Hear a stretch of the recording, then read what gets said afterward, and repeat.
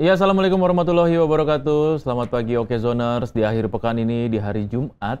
Iya. Yalah.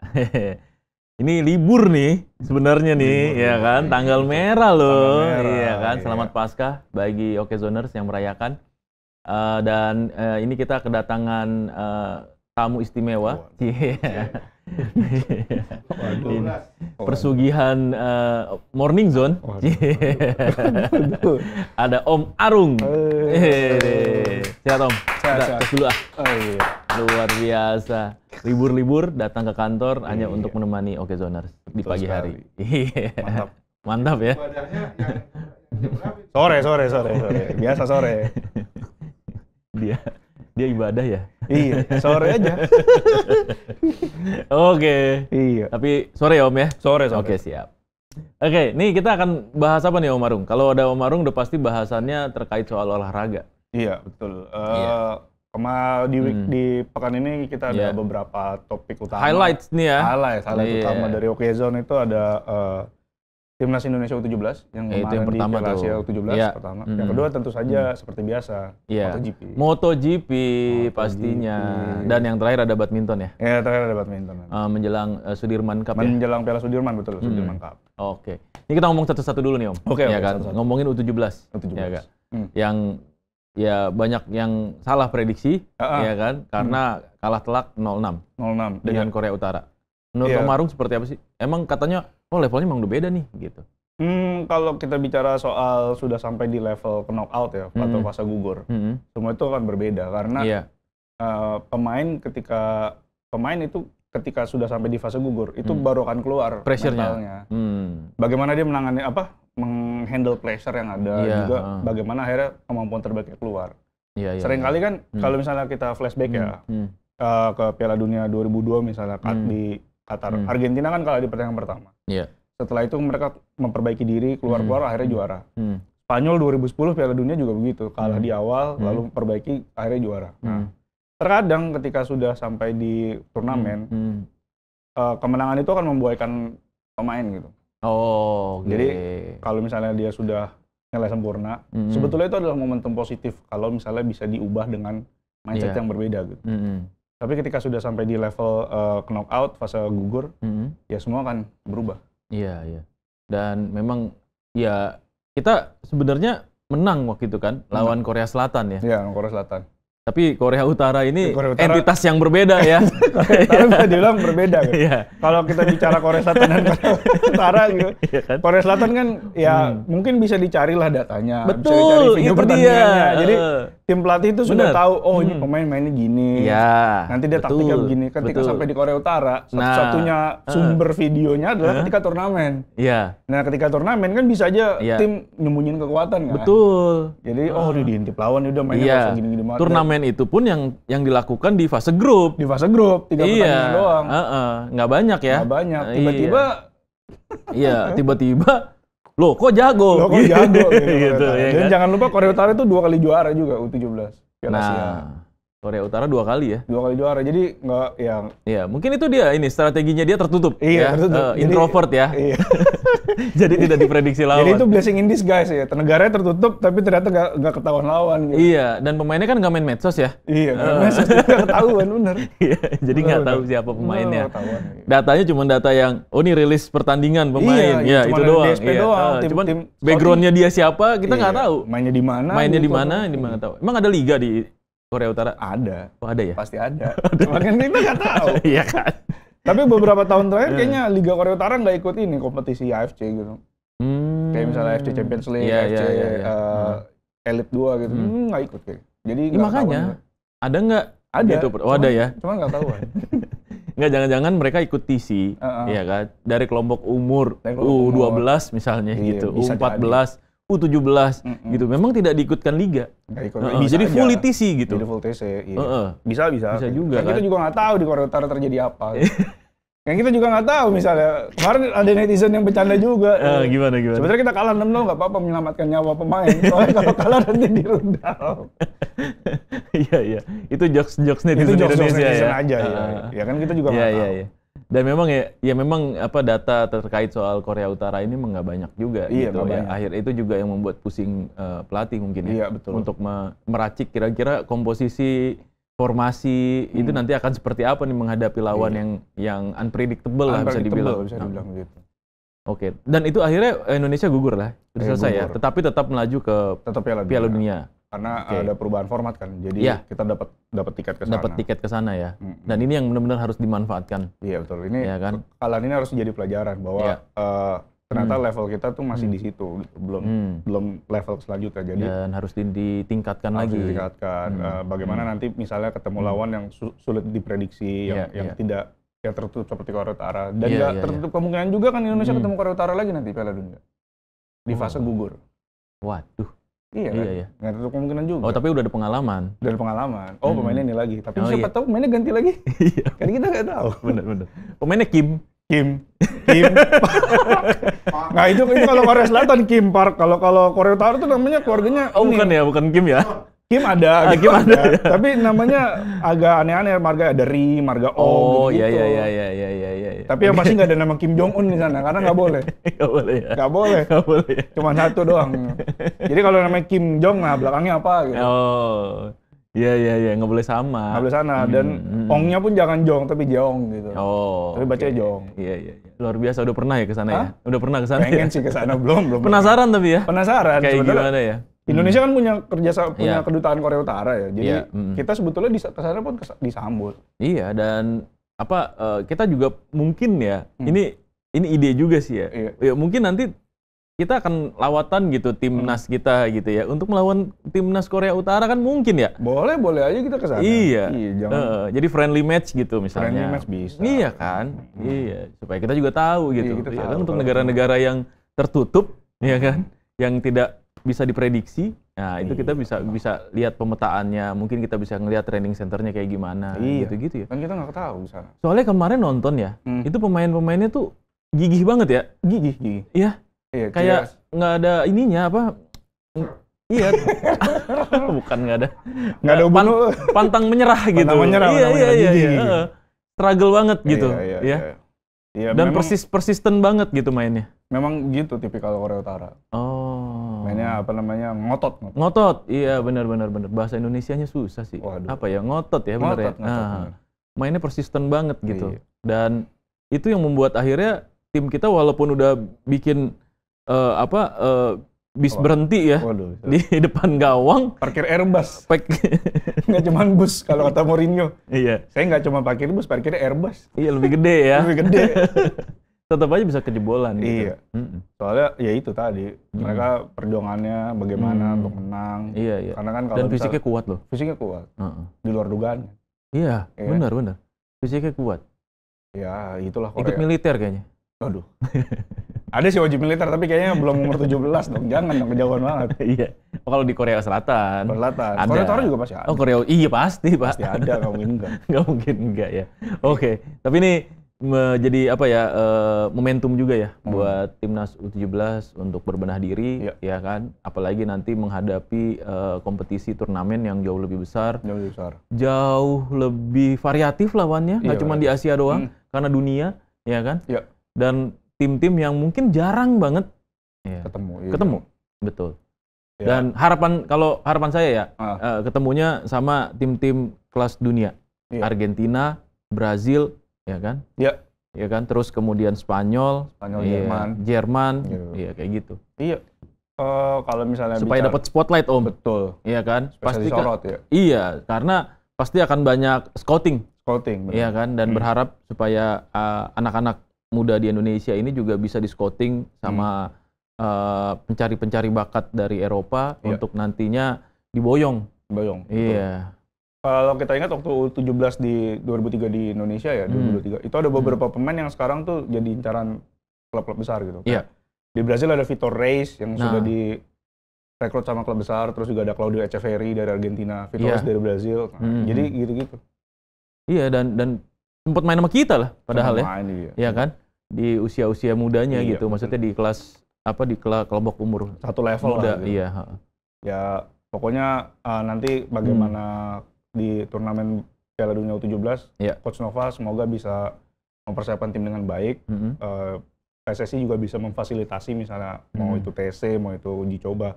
Uji coba sebetulnya lebih penting daripada TC karena kan iya benar. Pemain U17 itu jarang bisa punya kompetisi di sini ya. Iya, minim pengalaman lah minim bisa dibilang. Pengalaman. Terakhir kan mereka biasanya di EPA, Elite Pro Academy. Elite Pro Academy itu cuma beberapa bulan, nggak berkelanjutan. Di klub belum dapat banyak menit bermain. Iya.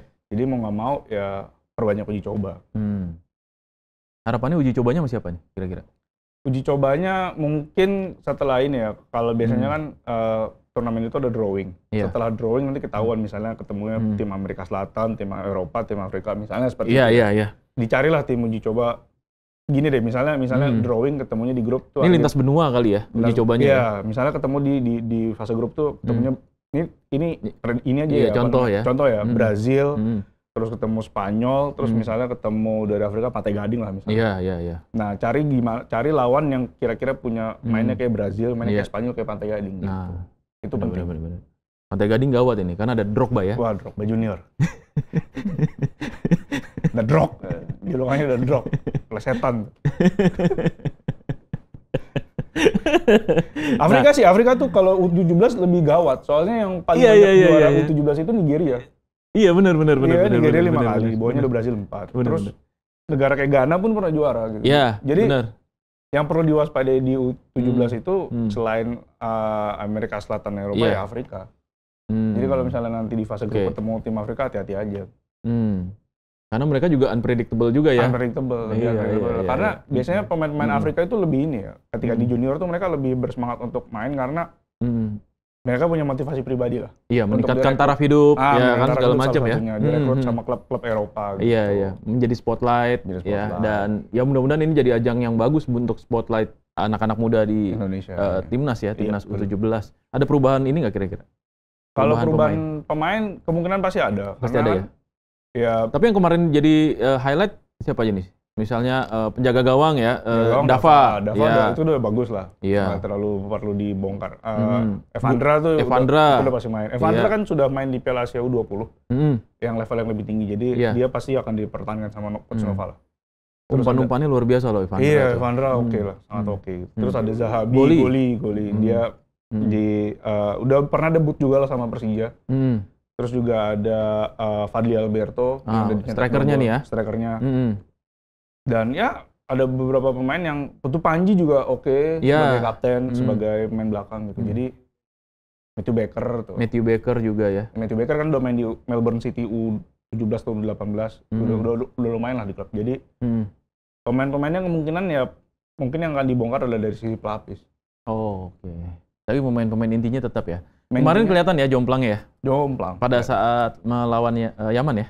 Tahun Yaman ya. Iya dia kan pakai tim pelapis rotasi. Baru bisa gol itu setelah semuanya diganti dengan pemain-pemain inti. Dan ini mudah-mudahan menarik juga nih. Kita tunggu nih. Nggak sabar sih pengen nonton. Iya. Tanggal bulan November di November Qatar. Ya. Di Qatar. Wah, ini 3 sampai 27 November di Qatar. Ada kemungkinan juga naturalisasi? Naturalisasi kemungkinan kayaknya nggak ada sih.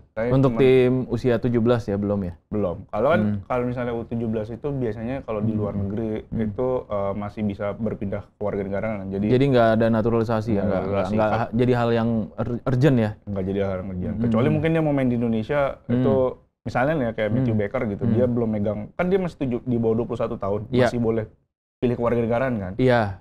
Nah itu masih bisa datang sini tanpa visa gitu. Oke. Nanti kalau kecuali dia sudah megang salah satu paspor gitu, paspor Australia misalnya. Iya. Dia harus punya paspor Indonesia dulu kalau main gitu. Jadi kalau masih di bawah 21 kayaknya masih bisa. Masih bisa fleksibel ya. Termasuk juga kan kita juga banyak naturalisasi pemain Belanda ya. Iya. Mereka juga main di U17 kan ya? Iya. Masih bisa. Bahkan sampai U19. Iya. Kalau case-nya Matthew Baker kan dia ibunya orang Indonesia, jadi dia masih di kewarganegaraan, jadi masih bisa pilih. Tapi kalau misalnya sudah kakeknya yang punya darah Indonesia itu mungkin dinaturalisasi. Tapi kalau misalnya salah satu orang tuanya orang Indonesia tapi di luar negeri masih boleh. Oke, menarik nih. Oke, selanjutnya, ini dia nih, MotoGP. Nah, ini nih MotoGP nih. Marquez menang lagi. Menang lagi. Nah itu gimana ceritanya tuh sih? Marquez bisa menang lagi nih. Kemenangan Marquez di Qatar ya, kalau bisa dibilang itu adalah kemenangan dia terbaik dari 4 seri pertama. Iya. Terbaik karena Qatar ini bukan secara historis bukan sirkuitnya dia. Iya. Dia baru menang tuh tahun 2014. Oh, oke. Terakhir menang tuh 2014. Setelah itu dia podium terus 2015, 2016, 17, 18. Hampir 10 tahun ya. Hampir 10 tahun nggak pernah menang di sana. Nggak pernah menang di Qatar. Baru ini menang di Qatar. Lagi. Nah, terus juga waktu awal balapan dia senggolan sama adeknya. Iya, benar. Salah satu aerodinamikanya copot. Jadi dia agak kesulitan kan di awal. Terus dia mundur ke posisi 3 atau 4, terus dia baru bisa menang lagi. Jadi kalau menurut pribadi ya, itu memang ini kemenangan terbaiknya dia tahun ini. Sampai sejauh ini ya. Ini dia buat pecinta Marquez. Iya, sudah. Ternyata ini banyak nih. Ternyata memang jago. Iya, ternyata emang jago memang. Iya. Dan Okezoners ini banyak juga pecinta Marquez. Iya, banyak banget. Kalau baca di kolom komen tuh, Marquez. Ada satu netizen yang di komentar tuh, kolom komentar yang sebelumnya dibilang ada lihat nama Marquez pasti klik baca. Ada nama Marquez pasti nonton. Iya. Video gitu. Itu dia. Jadi kita Marquez. Kita sebut ya. Kita sebut yang aja. banyak. Yang banyak. Nah, tapi ini menarik karena otomatis komposisi klasmen ini juga berubah dengan kemenangan Marquez, ya kan? Bagnaia turun. Bagnaia sekarang 2. Yang turun naik, Ding. Alex yang turun dari. Alex yang turun. Iya, benar. Alex yang turun. Karena dia keteteran tuh ya. Kemarin di finish ke-6 di Qatar. Iya. Nah, kalau ini kan kita udah sering bahas ya antara si Marx dan Alex nih. Ini dua-duanya memang sama-sama Ducati, tapi yang satu tim satelit, yang satu tim pabrikan, ya kan, adik kakak gitu ya kan. Tapi persaingan sangat kompetitif di musim ini. Iya. Setuju nggak tuh dengan statement itu? Kemarin soalnya pas lagi habis finish, Marquez tuh sempat nyamperin adiknya tuh. Iya. Ya kan?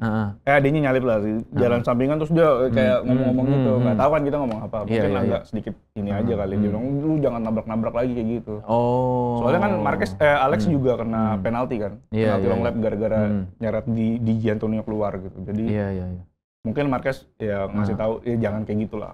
Oke, ini advice dari kakak ya? Advice dari kakak. Balapan nggak apa-apa, tapi jangan sampai senggol-senggolan gitu. Bijak banget, padahal dulu dia begitu ya? Padahal dulu gitu.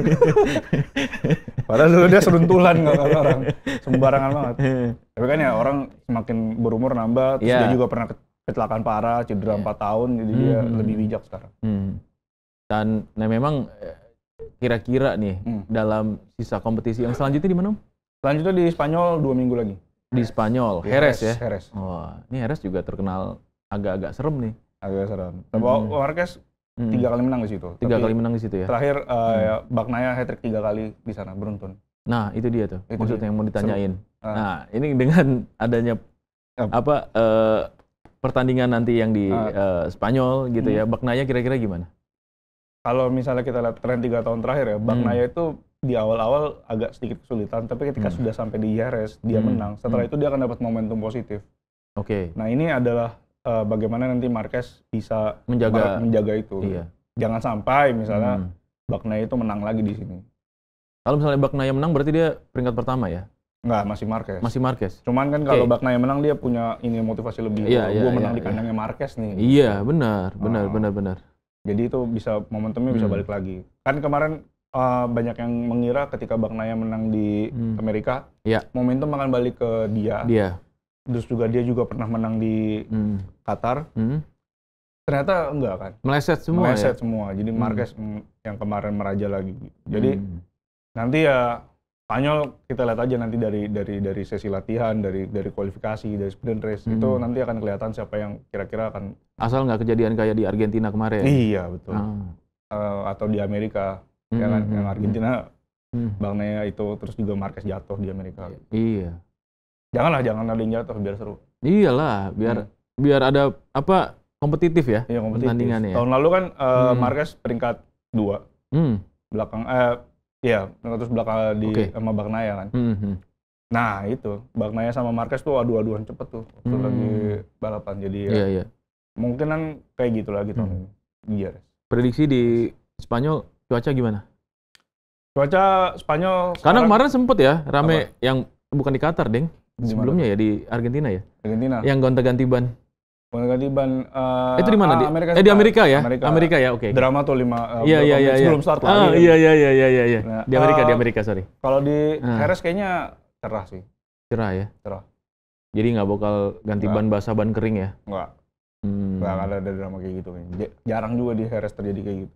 Oke. Nah, Om Arung, ini kita ngomongin highlight selanjutnya nih. Ini juga lagi rame nih, Okezoners yang ngomongin soal badminton. Ini banyak juga badminton lovers nih. Oh banyak. Indonesia kan senang banget badminton. Yang menarik kalau di Indonesia, kalau yang tanding bukan Indonesia sepi biasanya. Sepi. Iya.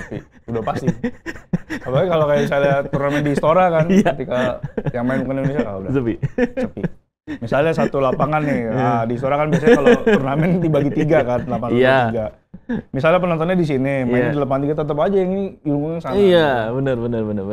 Dan itu menunjukkan betapa antusiasnya pecinta badminton di Indonesia. Betul. Nah, tapi yang jadi persoalan adalah karena badminton kita nih kompetisinya secara kompetisi ya, ini lagi lesu nih. Iya. Iya kan, secara prestasi lagi lesu. Lesu. Tahun ini baru 2 gelar juara ya. Itu 2 Januari ya? 2 Januari. Terakhir Thailand Masters kemarin menang. Ya memang antusias kayak lagi kurang bergairah gitu. Nah, ini kan akan ada gelaran yang besar ya. Piala Sudirman. Nah, ini menurut Om Arung sendiri gimana? Piala Sudirman ini kalau kita lihat historinya ya, Indonesia itu jadi pencetusnya. Iya. Dari almarhum Pak Dik Sudirman. Iya. Karena dia ingin menyatukan IBF dengan salah satu yang lain gitu. Iya. Jadi disatukan, muncullah ide turnamen yang kemudian dikasih nama Piala Sudirman. Trofinya pun trofinya di ornamennya itu ada ornamen Borobudur kalau nggak salah. Iya. Jadi itu Indonesia banget. Sayangnya Indonesia nggak pernah juara dari tahun 1989 ketika turnamen ini pertama kali digelar. Gitu. Jadi ya harusnya sih kalau misalnya misalnya termotivasi ya kita memulangkan Piala Sudirman. Kita kan sudah memulangkan Piala Thomas. Iya, betul. Sekarang saatnya memulangkan Piala Sudirman. Saatnya memulangkan Piala Sudirman. Udah berapa puluh tahun itu? Iya, 36 tahun. 36 tahun. Iya kan? Nah, ini kita akan ngobrol-ngobrol juga nih nanti ya. Dengan apa sih kita sebutnya? Aduh, gimana? Ini kita sebutnya apa nih ya? Enaknya sebutnya pengamat bulu tangkis. Pengamat bulu tangkis. Insider Pelatnas. Iya. Orang dalam Pelatnas. Orang dalam Pelatnas. Iya. Dia tahu tuh, dia kenal tuh satpam-satpamnya Pelatnas. Iya. Dan juga influencer badminton. Influencer badminton. Ya, influencer badminton. Ya. Jangan mana-mana, tetap di Morning Zone. Cepat terkoneksi. Lengkap di sini. Okezone.com. Lengkap cepat beritanya. Ya, masih di Morning Zone, masih bersama saya Andri dan juga Om Arung. Kita ngomongin soal badminton. Tepok bulu. Iya, tepok bulu. Nah, ini kan akan ada acara atau event internasional ya? Ya. Sudirman Cup. Sudirman Cup. Dan Indonesia ini katanya Om Arung tadi di belakang stage bilangnya kita cuma jadi runner up doang loh di tahun 2007 gitu. Itu udah paling maksimal tuh. Iya. Juara tahun berapa terakhir? Juara terakhir tahun 1989 edisi pertama. 89 edisi pertama. Sampai sekarang belum ada kiprahnya lagi nih Indonesia ya untuk menjadi juara di Sudirman Cup. Nah, menurut Om Arung sendiri, jelang laga nih, ya kan di Sudirman Cup, gimana tim Indonesia yang dibawa ke sana? Tim yang dibawa ke sana sih kalau dilihat dari komposisinya ya, ada kombinasi pemain muda dan senior. Nah, kemarin PBSI bilang Eng Hian, Kabid Binpresnya, ini targetnya adalah untuk mematangkan pemain muda juga, selain mungkin ngejar prestasi ya.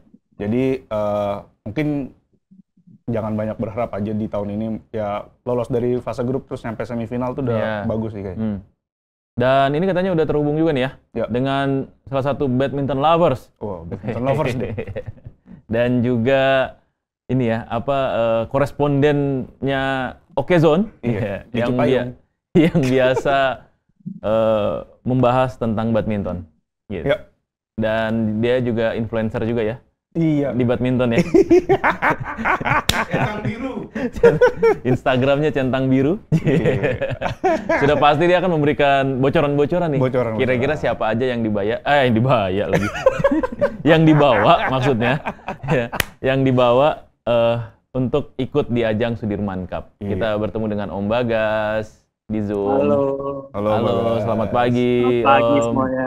Wah, luar biasa ini. Om, ini jelang laga di Sudirman Cup, komposisi tim kita seperti apa sih?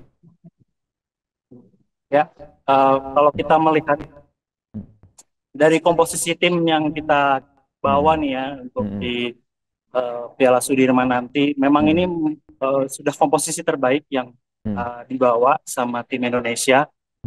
Dan ada juga kombinasi antara pemain senior dan junior, terutama yang di Tunggal Putra ya. Tunggal Putra ini kita membawa tim Tunggal Putranya itu ada komposisi senior junior. Jadi selain ada Jonathan Christie juga kita punya Awi Farhan dan Ubed ya, atau Jaki Ubaidillah panggilannya Ubed. Ini Ubed ini dia masih junior tapi sudah dibawa ke tim Piala Sudirman. Dan sisanya memang inilah komposisi tim terbaik di Tunggal Putri, ada Grego, ada Putri KW, kemudian ganda putra juga ini 3 pasang ganda putra pelatnas terbaik saat ini. Terus di ganda putri juga sama. Dan menariknya di ganda campuran ini ada 1 pasangan non pelatnas ya yang ditarik untuk memperkuat tim Sudirman gitu, dan memang ini kayaknya terputus. Mereka memang bagus gitu di luar pelatnas. Rehan Gloria ya. Ya, jadi ada Rehan Gloria yang memang dari luar pelatnas karena walaupun mereka baru berpasangan awal tahun, tapi prestasi mereka udah bagus yang akhirnya PBSI menarik mereka gitu untuk masuk dalam skuad Piala Sudirman. Ya ini adalah komposisi terbaik sih yang dimiliki tim Indonesia gitu, di Piala Sudirman. Dan menurut Om Bagas sendiri, apakah akan mengukir sejarah seperti awal mula? Awal Sudirman 89. Awal Sudirman tahun 1989 atau gimana nih? Melihat komposisi lawan juga loh ya. Maksudnya tim-tim lawan yang paling berat siapa kira-kira? Ya, kalau pertama melihat apakah akan ada bisa berpeluang juara atau tidak, mungkin peluang itu ada, tapi saya rasa mungkin cukup berat ya. Walaupun Indonesia ini unggulan kedua ya, kalau di Piala Sudirman ini unggulan kedua, tapi kita melihat tren terakhir sih, tren bulu tangkis Indonesia memang harus diakui ya ada sedikit penurunan gitu, karena terakhir kita meraih gelar di World Tour itu pun di bulan Januari, itu ada di Thailand Master gitu ganda putri. Tapi setelah itu kita nihil gelar, bahkan di turnamen-turnamen besar kita nggak ada gelar sama sekali gitu. Di All England nggak ada, terus kemarin di kejuaraan Asia kita juga nggak ada. Mungkin itu akan sedikit berat gitu. Tapi balik lagi, ini adalah kejuaraan bergu. Pasti berbeda dengan kejuaraan individu. Kejuaraan bergu pasti mungkin ada motivasi lebih dari para pemain, kompakan, dan bahkan kita bisa membongkar pasang gitu. Ada strategi ya di situ ya. Ganda ya. Maksudnya mungkin kalau kita bisa lihat ganda putra, mungkin Fajarian agak sedikit stuck gitu kan, tapi di sini memungkinkan untuk adanya pertukaran pasangan. Ya kita berharap sih ya bisa juara, cuman kan balik lagi kalau melihat dari realitas di turnamen belakang mungkin agak sedikit pesimis, tapi kita betul pasti berharap ya. Maksudnya berharap bahwa di kejuaraan bergu campuran Asia kemarin, walaupun mungkin tim-tim lawan tidak menurunkan kekuatan terbaik, tapi Indonesia bisa juara gitu. Ya mungkin siapa tahu di Piala Sudirman ini kita ada kesempatan gitu untuk bisa merebut piala, membawa pulang Piala Sudirman ke tanah air. Lawannya siapa yang kira-kira patut menjadi spotlight gitu ya tim kita untuk diantisipasi? Lawan berat sudah pasti Cina. Bahkan diakui sama Taufik sendiri selaku Taufik Hidayat ya, selaku dari Waketum PBSI-nya, bahwa Cina memang lawan yang paling berat ya. Memang betul, karena semua sektor Cina membawa pemain terbaiknya. Tapi kalau kita bicara di grup, kita tergabung di grup berat sebenarnya, ada di grup D bareng sama Denmark, India, dan juga Inggris. Mungkin yang paling berat memang adalah Denmark dan India ya. Ya ini dari komposisi tim sih sebenarnya kita punya peluang gitu untuk bisa mengalahkan mereka. Walaupun memang berat di Denmark, India, karena mereka juga punya kekuatan yang sama. Itu sih Cina dan Korea yang paling berat sih. Kalau misalnya ngomongin pemain ya, kan di ganda putri sama ganda campuran. Kalau ganda putri kan yang pertama Febriana Amalia kan, anak Tiwi. Ganda campurannya kan sementara pertamanya Dejan ini ya, Dejan sama Fadia ya. Nah itu kira-kira di ganda, hah? Iya kan, Dejan Fadia kan? Nah kira-kira itu bakal ada bongkar pasang nggak tuh di ganda putri atau sama ganda campuran? Kalau ganda putra sih kayaknya nggak mungkin dibongkar-bongkar lagi ya kalau pas lagi pertandingan. Iya. Justru sebenarnya kalau ganda putra ada potensi. Karena kenapa alasan membawa 3 pasangan ganda, kita tuh membawa 3 pasangan ganda putra. Ada Fajarian, ada Leo Bagas, dan Fikri Daniel. Salah satu alasannya adalah supaya fleksibilitas untuk bertukar pasangan itu bisa dimungkinkan. Jadi maksudnya mungkin bisa saja pelatih akan memasang pasangan yang sama ataupun mungkin bongkar pasang. Cuma untuk di ganda putri, ganda campuran, ganda putri sepertinya mungkin nggak akan bongkar pasang, tapi kita nggak tahu ya karena tergantung lawan. Tapi ganda campuran itu memungkinkan karena kita tahu ada Gloria ya, ada Gloria di tim Piala Sudirman itu. Dia tuh sudah pernah berpasangan sama 3 pasangan ini. Ada pasangan sama Rino pernah, pasangan sama Dejan pernah, sama Rehan juga pernah. Dan kemungkinan dibongkar pasang mungkin bisa saja terjadi. Di ganda campuran mungkin kalau ganda putri. Pilihannya kalau tidak Natiwi atau Landi Fadia.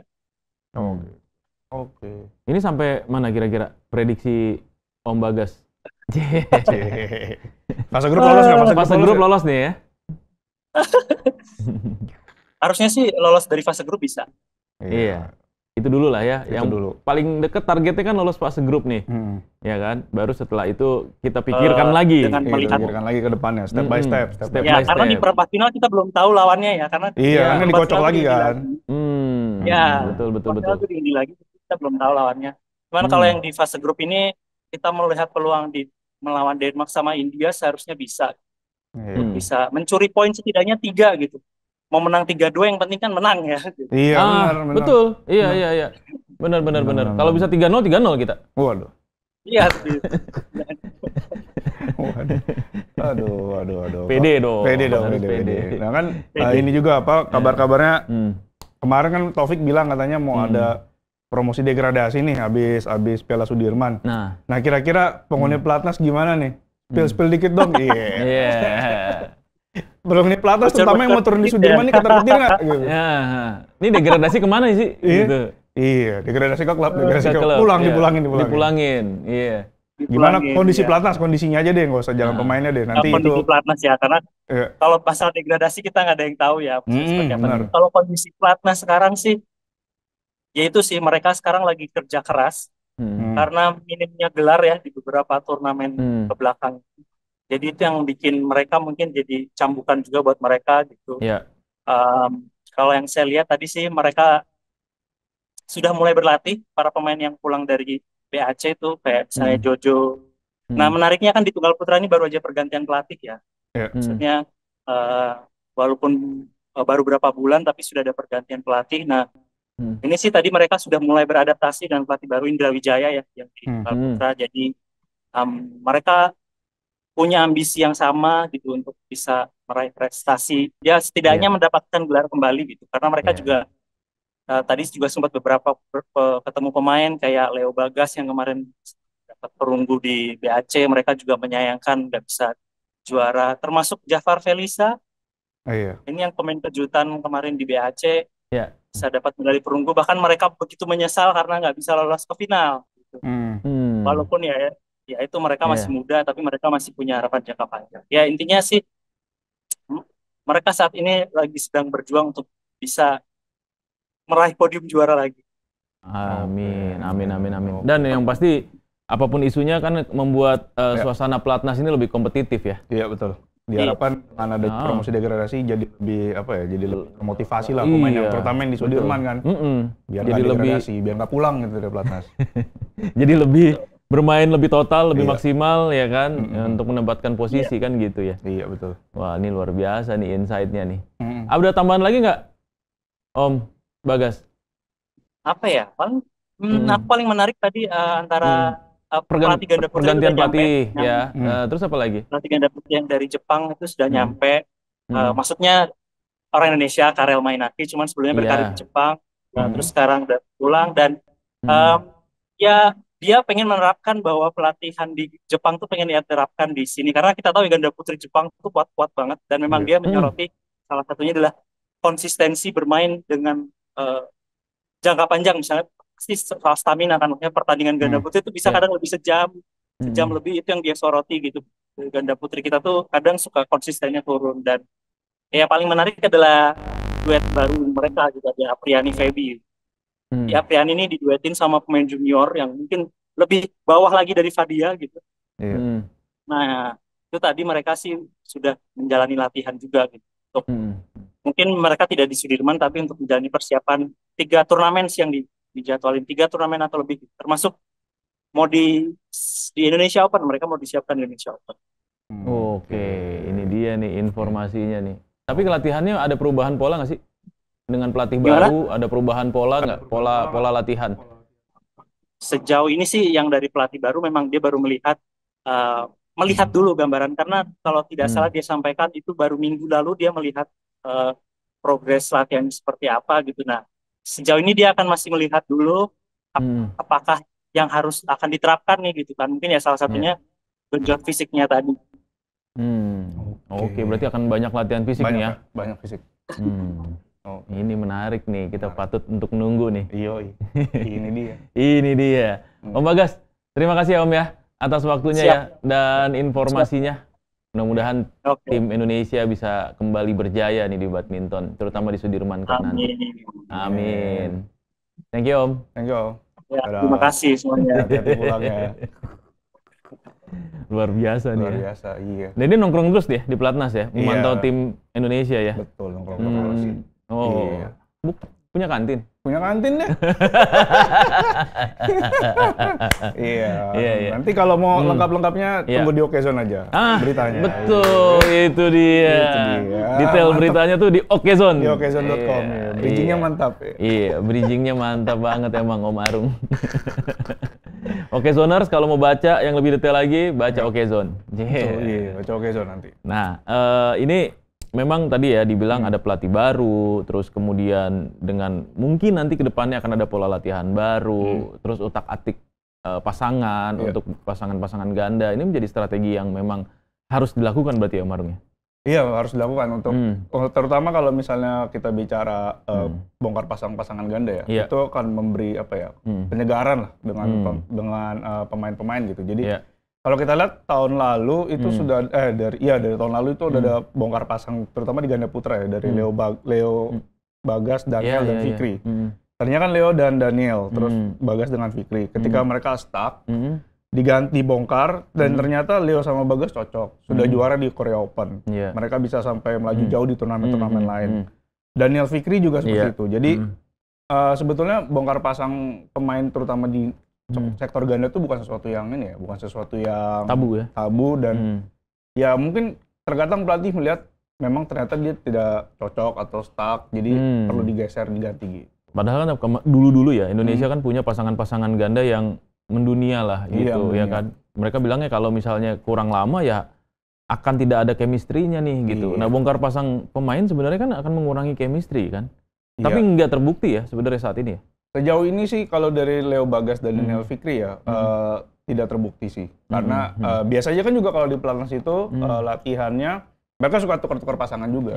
Jadi nggak cuma misalnya latihan Leo sama Daniel, Fikri sama Bagas gitu, enggak. Bisa aja Leo Fikri atau gimana. Dan itu memang jadi strategi pelatih untuk ya paling tidak mengelabui musuh juga ya. Oh tiba-tiba dipasanginnya sama ini nih gitu. Iya. Kalau kita gimana lagi nih mainnya nih gitu. Iya benar. Kalau di turnamen bergu itu sangat mungkin terjadi. Kalau kita lihat, kalau kita ingat dulu pernah ada Hasan dengan Kevin. Iya betul. Itu kan lawan gak akan antisipasi kan. Kok ini berdua dipasangin gitu. Iya. Sementara biasanya lawan itu ya nurunin pemain yang udah ini aja, yang udah ada gitu, yang udah jadi ya. Jadi kita punya strategi. Emang biasanya kalau bermain di bergu ya, di kompetisi-kompetisi bergu tuh memang strategi itu penting ya. Strategi itu penting. Siapa yang diturunin pertama, siapa yang diturunin kedua gitu kan, itu juga penting. Iya betul. Itu pintar-pintarnya pelatih aja. Terutama ngelihat kayaknya kita harus ngalah dulu deh di yang pertama gitu. Yaudah kita kasih yang ini, tapi nanti kita bakal menang yang di ketiga gitu. Hitung-hitungannya biasanya gitu. Calculated loss lah ceritanya. Iya. Bisa calculated loss. Ada bahasa Inggrisnya ya? Ada istilahnya calculated loss. Luar biasa. Kekalahan yang diperhitungkan. Oh iya. Kekalahan yang diperhitungkan. Kita kalah untuk menang ya? Iya, kita kalah untuk menang. Kayak misalnya ya udahlah lepas aja nomor ini, nanti kita Iya. Nanti di nomor yang ini kita pasti menang nih gitu. Gitu. Oke. Ini menarik nih. Oke, Zoners. Jangan lupa tadi ya pesan yang Marung. Baca terus. Oke, Zon. Terutama artikel-artikel olahraganya ya. Iya, betul. Dan mudah-mudahan ini tim Indonesia bisa kembali meraih kejayaan dan kembali menang, menoreh prestasi ya. Ini bisa menjadi angin segar juga ya buat badminton kita ya. Iya. Setelah sekian lama minim prestasi gitu ya. Harapannya bisa kembali mendunia lagi dan kembali lagi digandrungi lah oleh banyak pecinta badminton. Sebenarnya pecinta badmintonnya banyak. Cuman mereka nunggu nih. Kapan juara lagi. Soalnya terakhir kita juara turnamen bergu itu Piala Thomas 2020 kan. Iya, betul. Yang diselenggarakan 2021. Nah, itu Piala Thomas setelah 20 tahun nggak juara. Piala Uber kita terakhir juara 96 atau 98 ya sekitar itu lah kalau nggak salah. Iya. Ini belum juara lagi sampai sekarang. Sudirman jauh banget juaranya, 89 ke 2025. Sekitar 36 tahun. Iya. Jauh banget. Iya. Oke, mudah-mudahan Indonesia bisa menoreh prestasi ya. Ya. Amin. Oke, Zoners. Ini kita tutup ya, Om Arung ya, untuk akhir pekan ini. Kita ketemu lagi pekan depan di hari Senin, tetap di jam yang sama, jam 8 sampai jam 9 pagi. Assalamualaikum warahmatullahi wabarakatuh.